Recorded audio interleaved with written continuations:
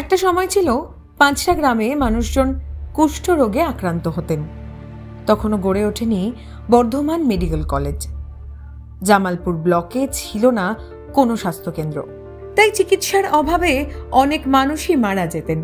গ্রামের মানুষের দুরবস্থা চিন্তা বাড়িয়েছিল ছাপোষা গৃহবধূ হৈমবতী মুখোপাধ্যায়ের।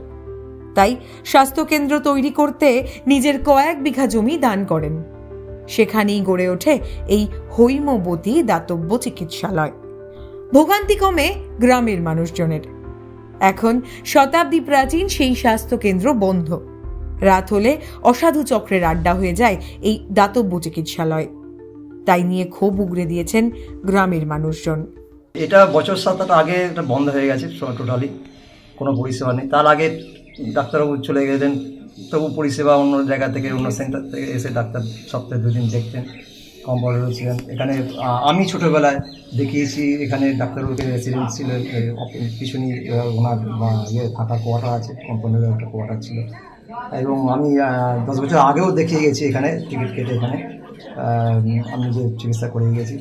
এবং এই পরে এই বছর 2-3 আগে করোনার সময় আগে হচ্ছে একটা কেস এখান থেকে পড়া হয়েছিল মানুষের চিত্তনন্দী এবং সদ্য গুরুদাস চট্টোপাধ্যায় মহাশয়, শিক্ষক মহাশয়, তিনি হচ্ছেন প্রাপ্ত শিক্ষক ছিলেন, তিনি করেছিলেন যে তাদেরকে চালু করার জন্য জনস্বার্থের মামলা। এবং সেটা এখনও হিয়ারিং পর্যায়ে রয়েছে, এখনও ফাইনাল জাজমেন্ট কিছু আসেনি। তবে ডিএমকে নির্দেশ দিয়েছিলেন, শুনেছিলাম সেখানে, যে ওর থেকে এটা দেখার জন্য এবং এটা কীভাবে পুনরায় আবার এটাকে সব করা যায়, চালু করা যায়, অধিগ্রহণ করা যায়, সেই ব্যবস্থা নেওয়ার জন্য এই পর্যন্তই আমার জানা আছে। পরিত্যক্ত অবস্থায় পড়ে আছে, কোনো স্টাফ নেই, ভাঙাচোরা অবস্থায় পড়ে আছে।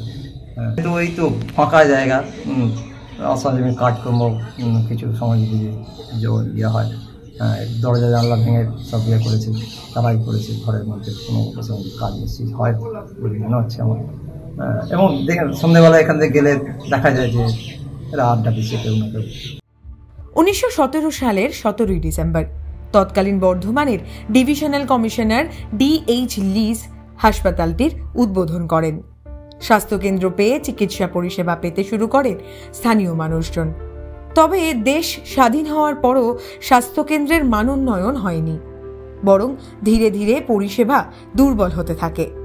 অবিভক্ত বর্ধমান জেলা পরিষদ এই চিকিৎসালয়ের দায়িত্ব নেওয়ার পরও পরিস্থিতির উন্নতি হয়নি। 2017 সালের 7 এপ্রিল বর্ধমান জেলা বিভক্ত হওয়ার পরে পূর্ব বর্ধমান জেলা পরিষদ এটির দায়িত্ব পায়।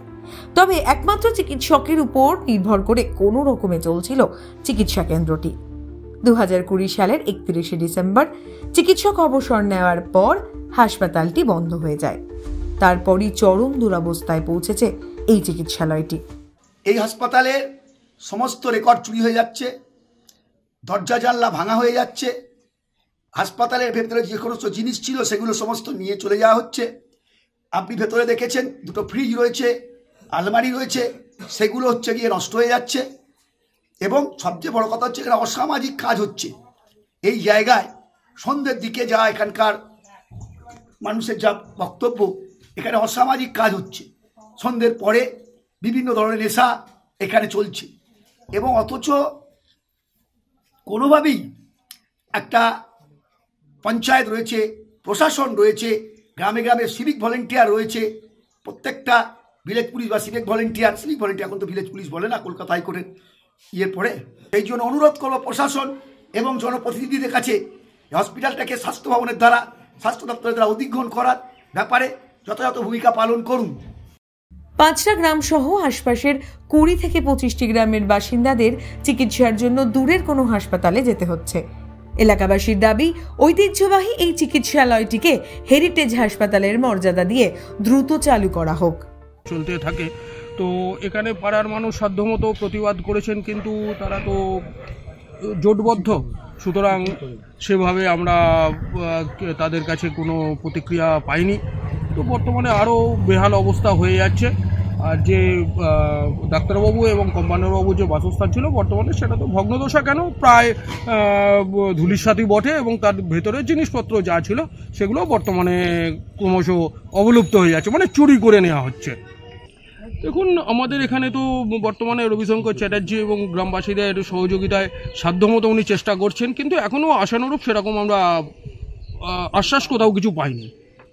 বর্ধমান থেকে চন্দন ঘোষের রিপোর্ট, দাওয়াল।